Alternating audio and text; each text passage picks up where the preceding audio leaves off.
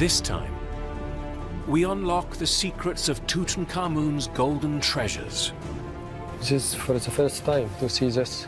Uncovering the mysteries buried with the boy king almost 3,500 years ago. Definitely, we have something.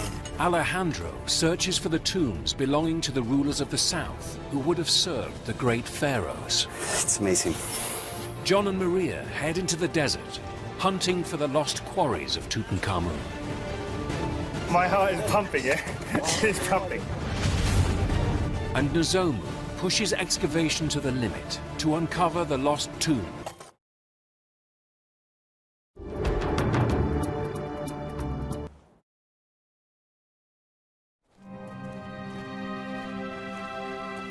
Maria continues her hunt for the south of Egypt was once used by Tutankhamun. She searches for a cartouche used by